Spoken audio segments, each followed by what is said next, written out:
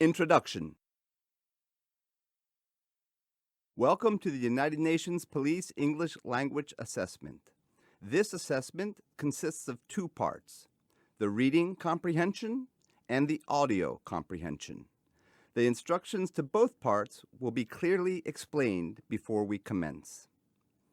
The use of any computer devices, microphones, books, external notes, or assistance from others is not permitted. We expect full compliance and good conduct during this test. Any candidates who fail to observe appropriate conduct will be excluded from the assessment process, and the incident will be communicated in writing to the authorities of the member state concerned and to the SAAT coordinator in the UN Police Division. Part 1 is the reading comprehension. You will be given a mission-related story with a question and answer sheet which contains 10 questions related to the key facts of the story. You will also be given a blank sheet of paper for your note-taking. Any notes that you take on the blank sheet you are allowed to keep throughout the exam. Read the text very carefully. You may write on the test as you wish. You will not be graded for any marking made on the test itself, only on the question and answer sheet. After reading the test, answer the 10 questions on the question and answer sheet. Be sure to include the entire key fact in your answer. It is not necessary to write in grammatically complete sentences. It is highly recommended that you use the blank sheet of paper for important notes from the reading. These notes will be essential for Part 2 of the assessment. You will be able to keep only the sheet of paper with your notes for the second part of the exam. Keep the test and question and answer sheet face down until you are asked to start. You will have 20 minutes to complete the reading comprehension. The instructor will indicate when these 20 minutes begin. The instructor will then announce when there are 5 remaining minutes and when there is 1 final minute. After the 20 minutes have passed, the instructor will collect the reading test and the question and answer sheet. You will keep the written notes that you made on the blank sheet of paper for the second part of the assessment. Please write your full name, your individual test serial number, and other details clearly in the space provided on the question and answer sheet you receive. Good luck.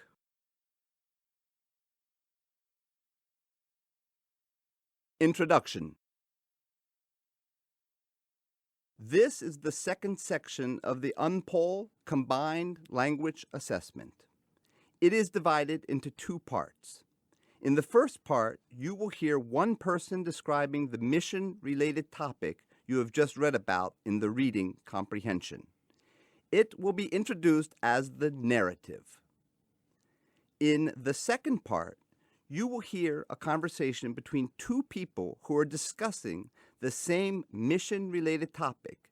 It will be introduced as the dialogue.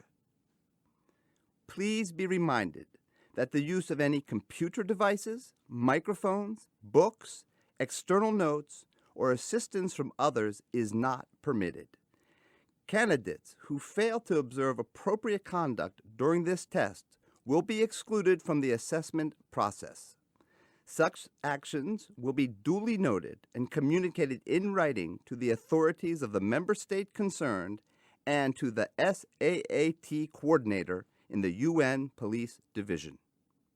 You will be given a report writing form and another blank sheet of paper.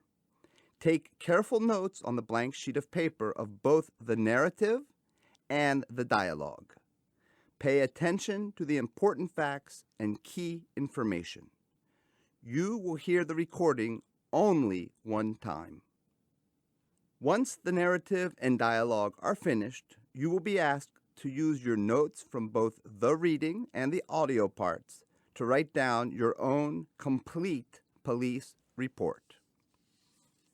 You will have 30 minutes to complete your police report. The instructor will indicate when these 30 minutes begin. The instructor will then announce when there are 5 minutes remaining and when there is 1 final minute. Please do not forget to write your full name, your individual test serial number, and other details clearly in the spaces provided on the report writing sheet. Good luck.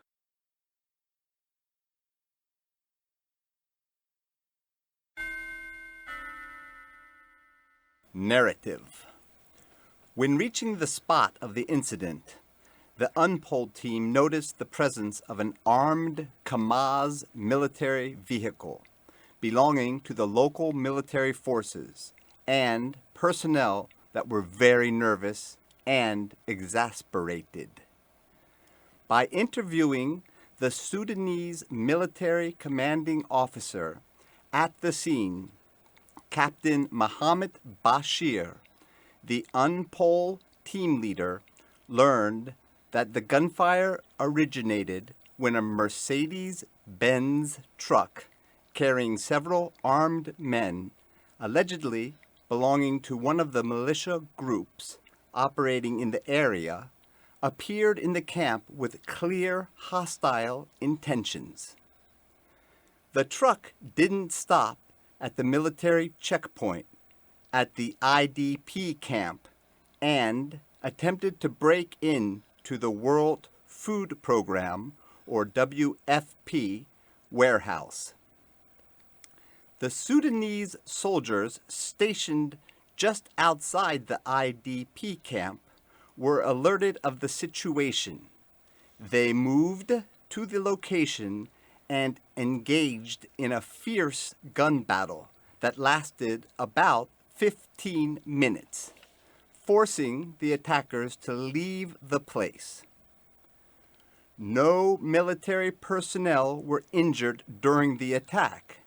However, one of the W.F.P security guards sustained a bullet wound to the left shoulder. He was given first aid by military personnel and then evacuated to the medical clinic of the Médecins Sans Frontières, or MSF, at Area 51.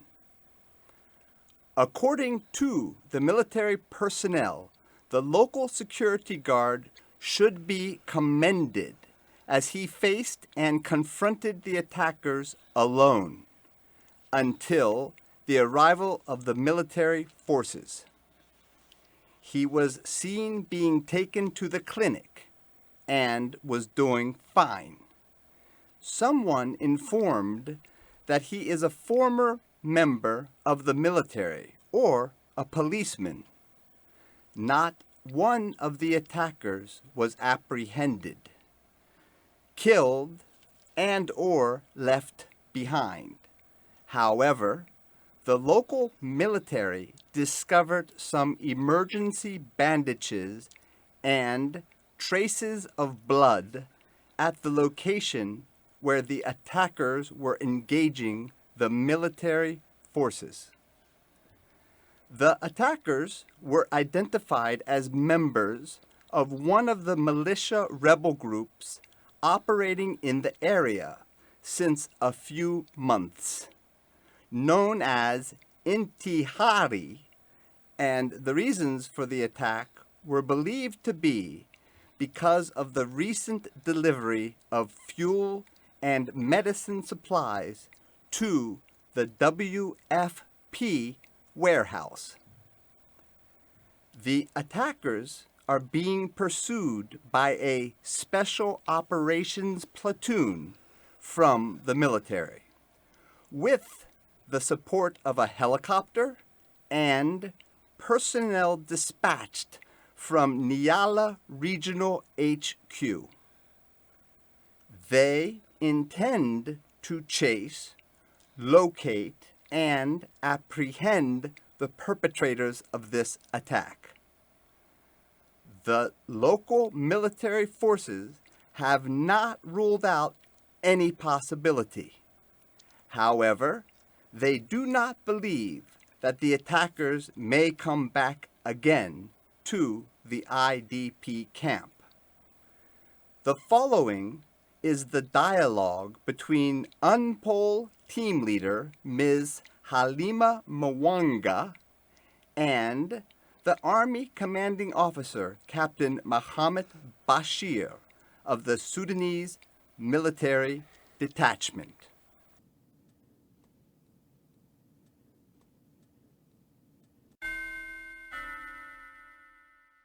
Dialogue.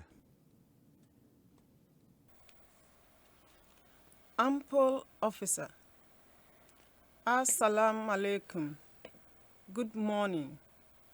I am the Ample team leader of the Community Police Center, CPS, in Nyala, and would like to ask you the details of what just happened here.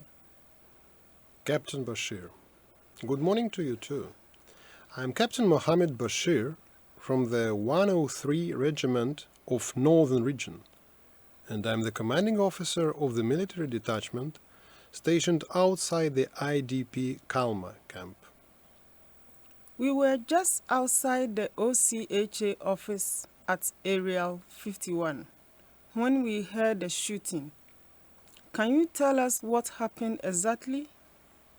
Well, we were at the military camp when some of my soldiers noticed that a Mercedes-Benz truck carrying armed men was passing by the checkpoint and entered the camp without stopping, moving towards Area 51.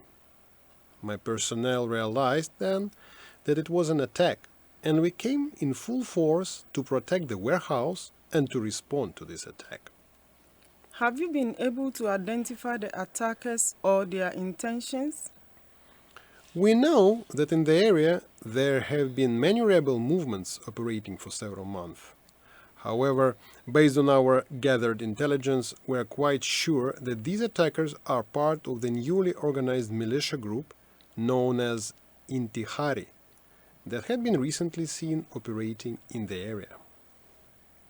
Do you know the reason or the motives for their attack against the W.F.P warehouse?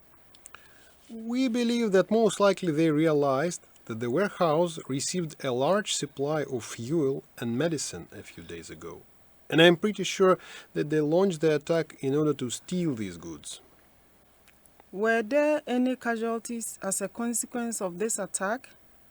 Unfortunately, the W.F.P. local security guard was hit by a bullet on his left shoulder. Nothing serious, I believe. He was assisted immediately by our soldiers and then transferred to the Médecins Sans Frontières MSF clinic in the Area 51. There are no casualties among our forces. And what about the assailants? Was anybody injured? Were you able to capture any of them? Well, I'm not sure on the status of the attackers. You know very well they do not leave their own people behind, even if they are killed. So everyone was evacuated in the same truck they came in. We couldn't detain nor find anyone left behind. However, we found some traces of blood and first aid emergency bandages scattered all around the area from where they were fighting us. Do you know anything about the status of the local security agent that was on duty at the W.F.P. warehouse? Well, that guy is a hero. He faced and confronted the attackers alone. Without his prompt reaction, I'm sure that the perpetrators would have been able to gain access to the warehouse and take away all they wanted. I remember someone told me that he was a former member of the military or a policeman. Is there anyone following the attackers or trying to capture them? I have dispatched one of my lieutenants in charge of the Special Operations platoon to follow the attackers. We are also expecting that a reinforced platoon will be dispatched from regional HQ to assist in this operation, even with the support of a helicopter. What about the security of the IDP camp? Do you believe that the IDP population might be targeted by this same group in the future? This is very difficult to predict.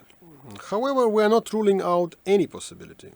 We know these groups do not attack the camps unless there is something attractive to them, like in this case the fuel and medicine. Anyhow, we are very close. Also, the police are working with us, so I don't believe they will come again. Captain Bashir, many thanks for your time, and we are heading back to Area 51. Have a nice day. Enjoy the rest of the day and wishing you a safe journey back to Nyala village. Please inform the humanitarian officials they do not have to worry. We are here to protect the IDP camp. Many thanks for your reassurance. I will pass your message to them. Masalama. Masalama.